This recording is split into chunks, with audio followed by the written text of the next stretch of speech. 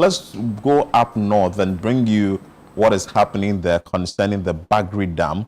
Our Northern Regional Correspondent Shawana Yusuf filed a report. Let's bring you that report after we have conversations on that here.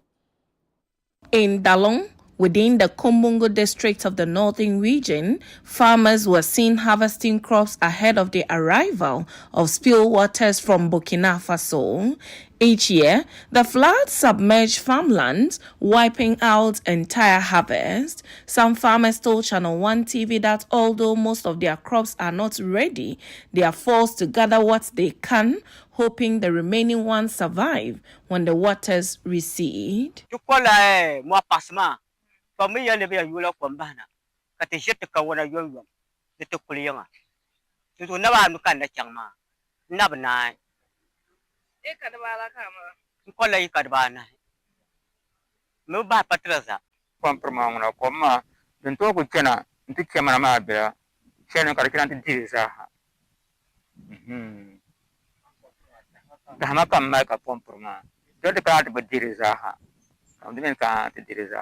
Authorities warn of heavier flooding this year due to stagnant water already recorded in low-lying areas after recent rains. For Abdullahi Mahama, the situation is already dire. His 2-acre farmland has been reduced to just half an acre after local floods earlier this year destroyed most of his crops.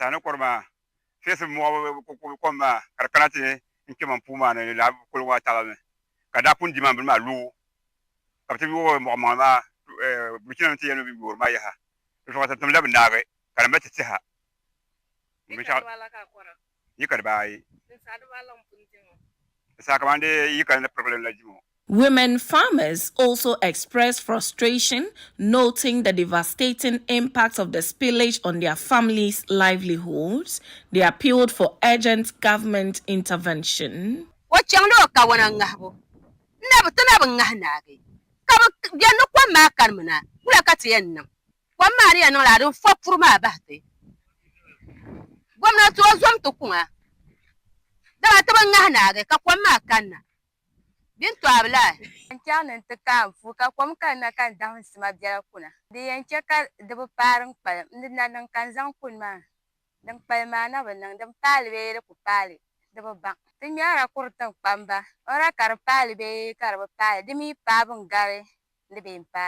Asked why they continue to farm in the flood-prone zone, some explained they have no other choice as this remains the only land available to them.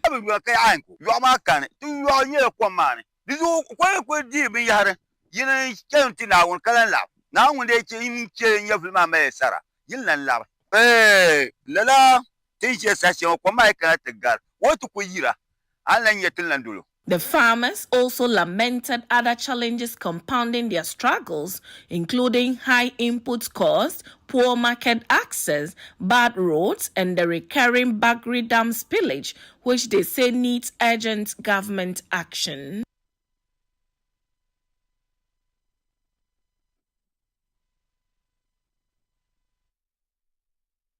All right, so there you just saw it. Farmers in the Kumbugu area left with little or no hope at all. I mean, my heart goes out to them. It's not easy, especially if this is what you have to do to, you know, feed your family. But then again, we have Mohammed Ali, who is a farmer, and he's going to be speaking to us about the situation, how it started, how they're faring, and so on. Hello, Mohammed. Yeah, madam, good morning. Good morning, how are you? Fine, thank you. All right, Mohammed, can you tell us about the situation, especially how it all started? In fact, the current situation we are facing now, every day the water levels keep on increasing.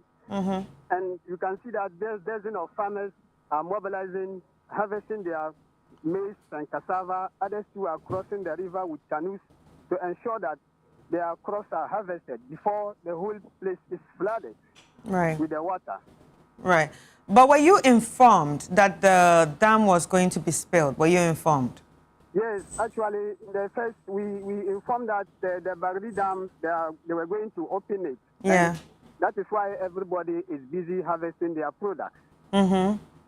so that at the end of the day, the water will not consume any or single of our farm produce. Right. And madam, it is so lamenting annually because the negative impact the flooding is having on our lives and property. Right. It's lamenting annually. Right. So what kind of negative impact are we talking about? Can you describe it? Can you show us or share a picture of what it looks like exactly? As I'm speaking, cost of farm inputs is very, very expensive. Now you invest on your farm, fertilizer is expensive, chemical feed, you invested, at the end of the day, water will come and consume everything. So you don't have any choice than to go and suffer. Yeah. So we are only appealing to government and stakeholders Right. to come to our aid by constructing a dam. Right. That will reduce the overflooding and also save a source of water to farmers during the dry season. Right. So now that you've been warned to leave the area, what are you going to do? We don't have any choice. When the water come and flooded the whole place, we have no choice than to go home and sit down. So that's why we are appealing to government. If they come to our aid by constructing a dam, then the water will be stored in that dam during dry season. We will come back there and continue with our vegetable production. Right. Mohammed, today is 29th. We know that the Bagré Dam spillage was to start somewhere 27th, but started earlier. Yes. I want to confirm from you, has it started? Yes, as I'm speaking now, the water level, as I stated earlier on, every day the water level keeps on increasing. So that means that the spillage has started. Exactly. But we are not seeing it like previous we used to see. Mm-hmm. Though the water level is going up every day. Wow. So we are mobilizing communal labor so that to ensure that everybody crops get harvested before the whole place is flooded. But Okay. this is not the first time. You made mention of the fact that it's annual. It happens Every year. yearly. Yes, What has been the arrangement like if the spillage is about happening, and what has been the promises from the various authorities in previous years that it would do for you people, so that it's going to ease your pain or your hardship that you go through anytime there is a spillage? Every year the things happen like I said earlier on. So every year we appeal to government, construct dam for us so that it will reduce the impact. But nothing of that sort has been happening. And now more too, they will come, take pictures, do a lot of things, will not receive anything. So we are actually suffering. Okay, so you just said you don't receive anything from NADMO. Yes. No help.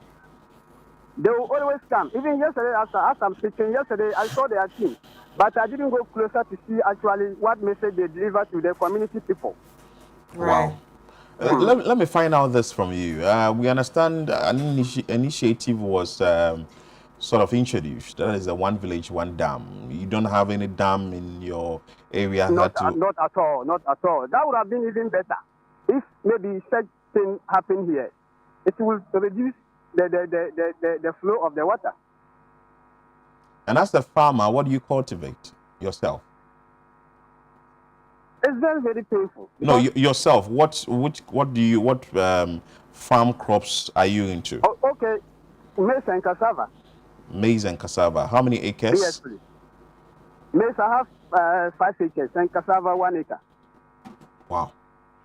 So as I'm speaking, the cassava is not yet done, but I have to force and uproot it at this stage. If not, I will lose everything. How many farmers from your end are affected by this? Some few farmers' crops have already been flooded. Though I don't know the number, but I have a number of some farmers, they've already affected by the flood.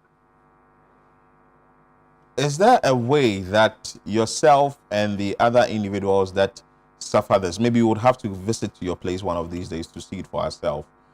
Is there a way that you would move out of the place and find a different land on which you want to farm, or it may be difficult?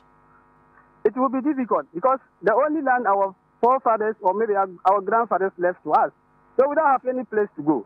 Then to always go there and farm. That is the only place we have. Okay, Mohammed, you keep talking about the farm, but I want to know, what about where you live, your houses? What's the situation like? For now, like I said earlier on, our houses have not yet been affected by the flood.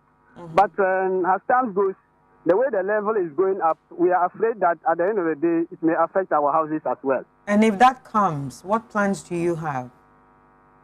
Well, the previous years, what we used to do is if that happens, we have to relocate ourselves. That's the only situation we have.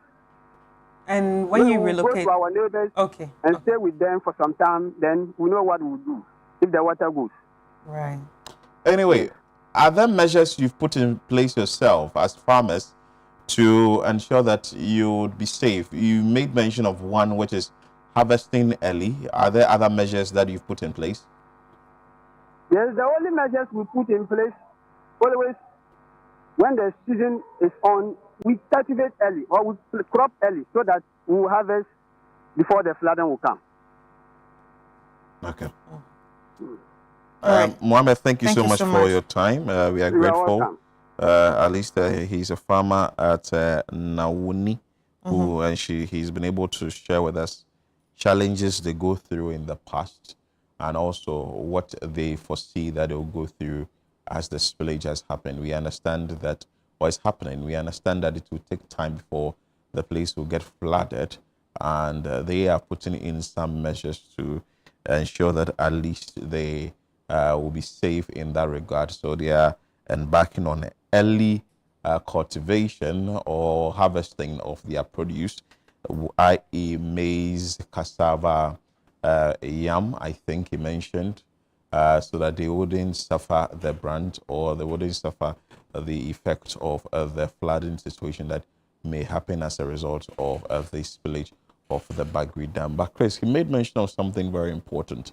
This happens almost every year. Every year. And if the authorities, I know maybe we have Ghana Irrigation Department, if they are really listening or watching, and also they've done some sort of survey in the area, there should be a way to save these people by constructing the dams. Because see, if we have irrigation dams, we know when there was an issue with the spillage of the Akosombo Dam, there were engineers who made mention of the fact that if you had irrigation dams to sort of keep the water that has been spilled, it will help, because these farmers rely solely on the water. And when it's during the dry season, you see drought. And if that is happening during the dry season, why don't we store the water that we are spilling so that in time that we need it most will be used? True. I think I agree with you. And I agree with you because it's also heartbreaking to see what they are going through. And also knowing that every year this will happen, it's a bit traumatizing. It's a bit traumatizing for each and every one of them. Like he said, they might have to leave their houses and go perch in the houses of their neighbors. So yes, it's a bit traumatizing. And I feel like you said, since it has been happening every year, there should have been a bit of proactiveness from whichever agency, heads these problems. There should be... We shouldn't just sit down and look at things like, oh, it's something that has been happening every year, and the fact that we've spoken to the farmers that, oh, move out of the place, make sure that you get yourself protected. But you see, a lot of work has gone into the farming. And farming, as we keep saying, that is a viable business or it's a venture you can move into, something that will really bring you revenue and all that. It's a very difficult job. It's a difficult job. Yes, it's a difficult job. It feeds everyone. Yes. It even feeds people down here. And we don't even realize it. Yes, it's a very difficult job. So for them to go through that stress and the water comes one day and washes everything away, we have a problem. So you wake up as early as, say, 4 a.m. or 5 a.m. Move to your farm, take time, plant the seed, get it germinated, be buying pesticides and be spraying, keeping time and ensuring that at least these things are done properly. in the community or on your farm, among other things, and we should have the Bagré Dam or spillage of a dam destroy everything. It's just too sad. But we have the Director of Operations, Nadmo Northern Region, Sakibu Buhari, joining us for us to have conversations around this. What the National Disaster Management Organization is putting in place to ensure that people or farmers who fall in that category or be victims of the spillage of the Bagré Dam wouldn't really suffer much issues, or they wouldn't bear the brunt much of the spillage. Hello, sir. Good morning. Good morning. I trust you're doing well.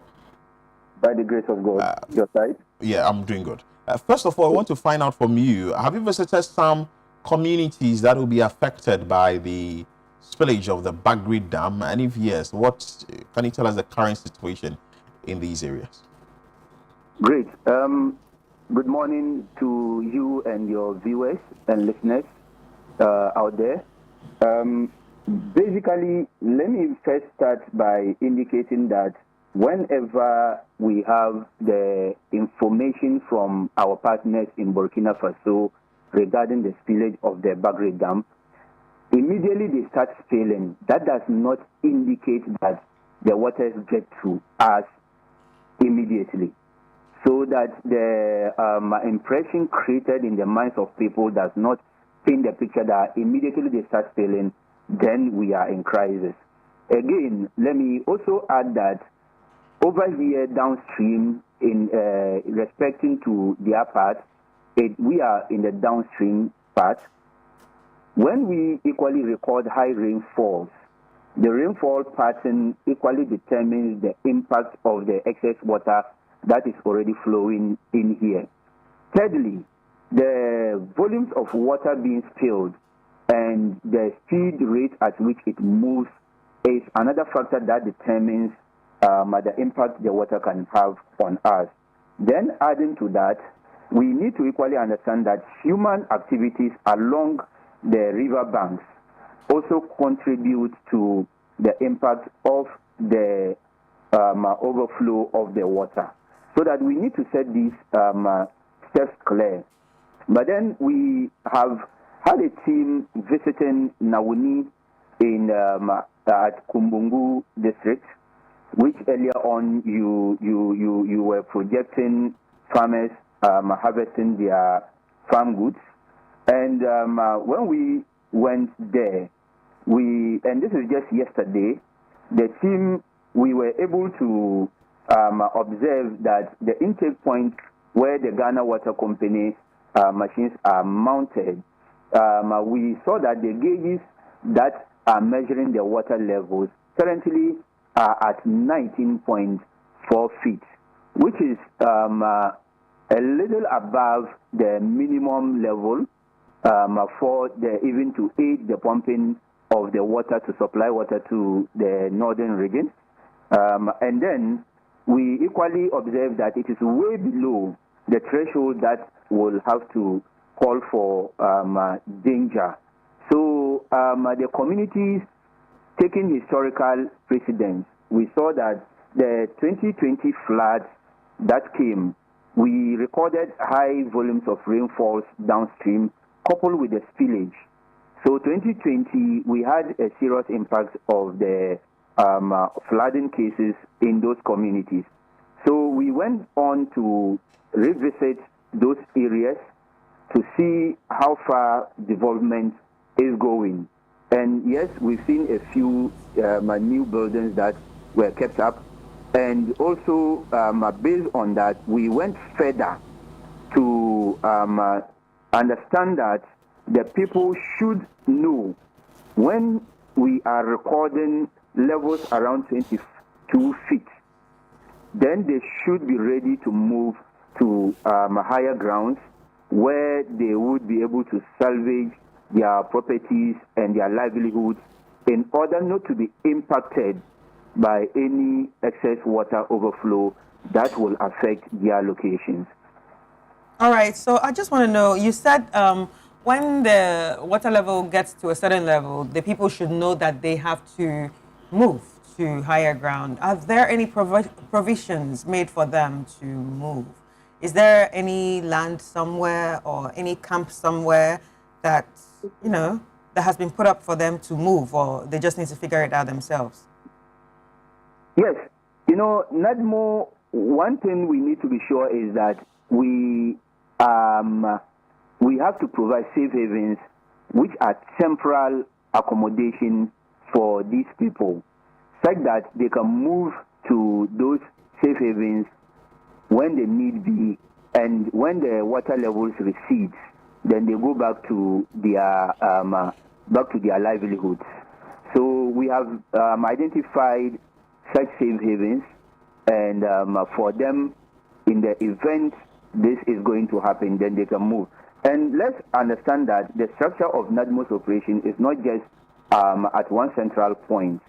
So we have up to the level of disaster volunteer groups who are members of the community who volunteer to aid in giving early warning signals to their people and also informing the line of communication accordingly. So these groups liaise with people we call zonal directors at the zonal levels, who also communicate to the district directors at that level. So basically, as we speak now, we have men on ground who are absolutely responding accordingly and also informing the communities what need be. All right. So we just spoke to Mohammed, who is a farmer, before speaking to you. And Mohammed made mention that when NADMO comes around, they just come and take pictures and leave.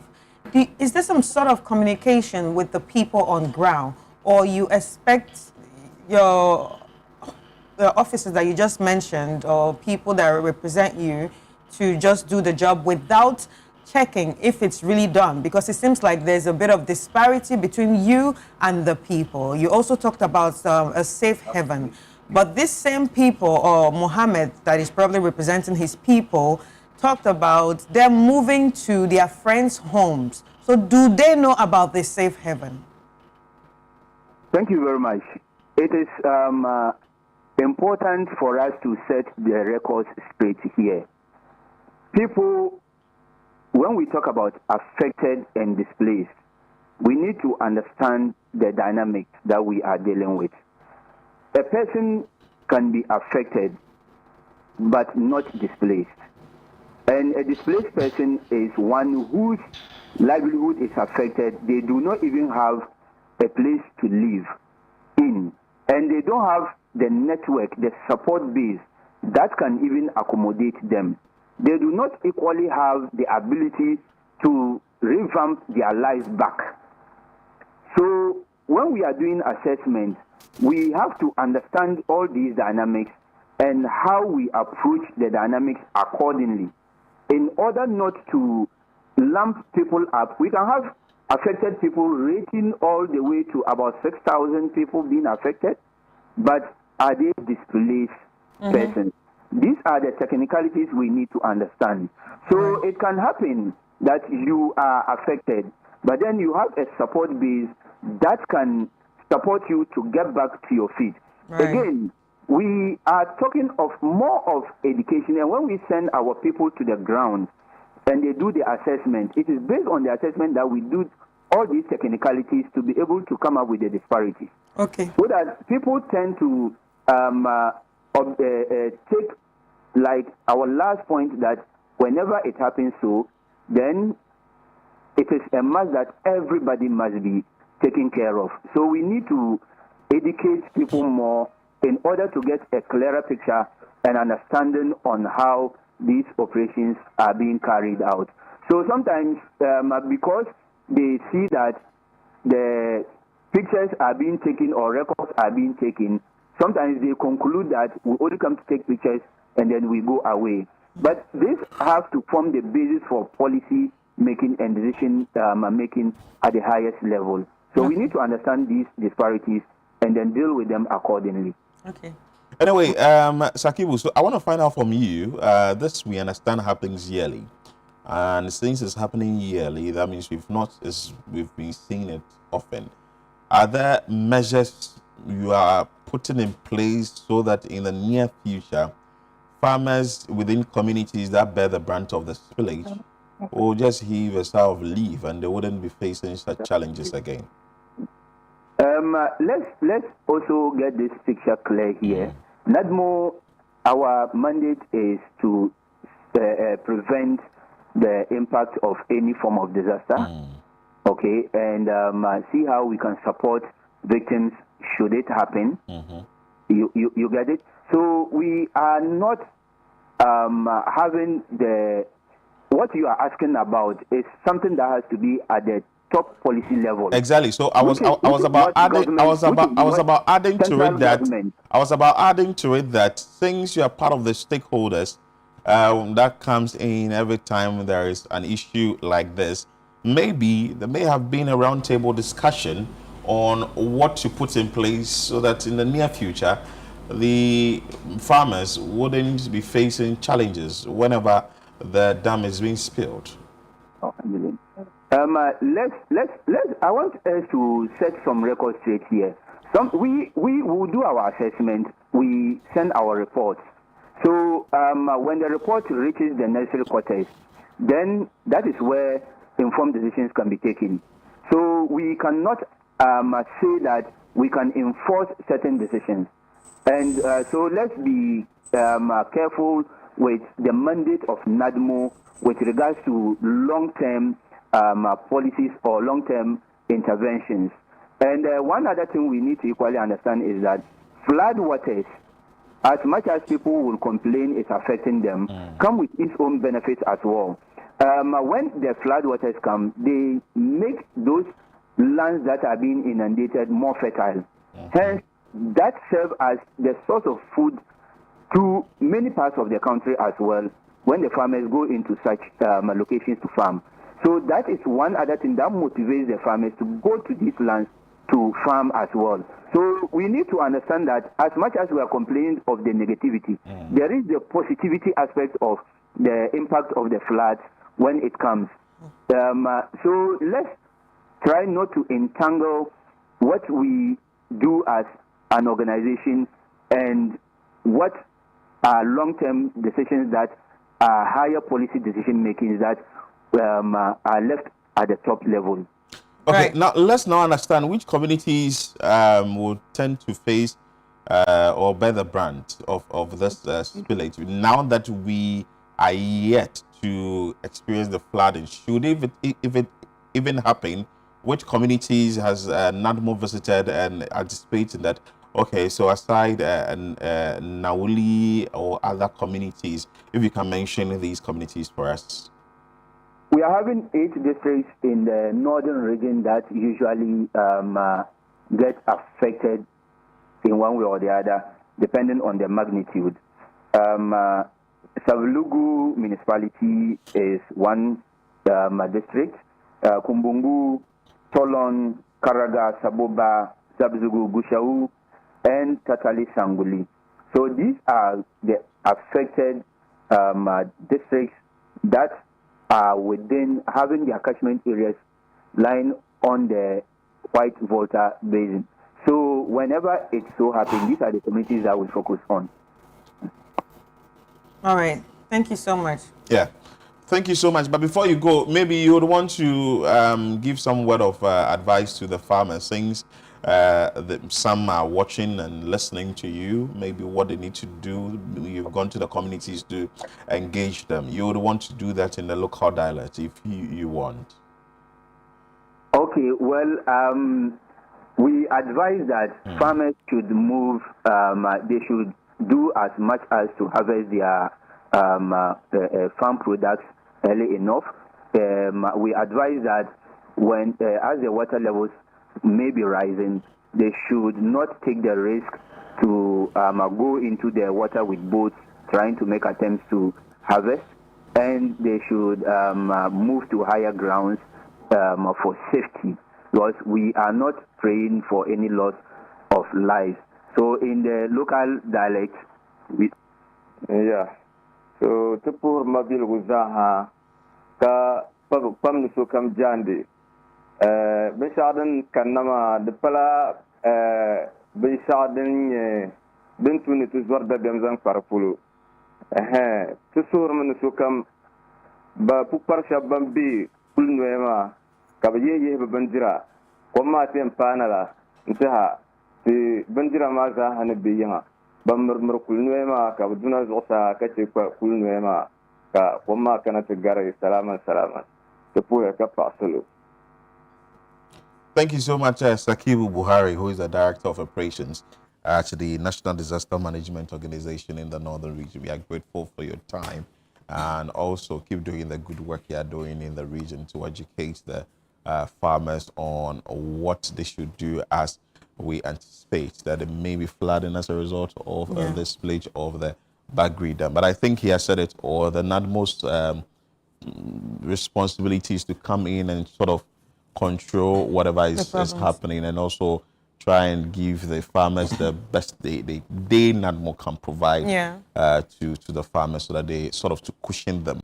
But if the farmers are also taking heed to what the NADMO is saying, they would want to move to higher grounds, because it looks like if you do not move to higher grounds or take the sort of advice from NADMO, you would bear the brunt, and the kind of solution or the kind of help they will give to you may not be what they can do. So I think that he has said it all. But going forward, we should try and find a solution to this problem. Yeah, I just think someone needs to be proactive. Yes. It will happen. A spillage will happen. And we've been talking about spillage every time. Yeah. So I feel like there should be some sort of proactiveness from the agencies or bodies that are supposed to be handling these things, because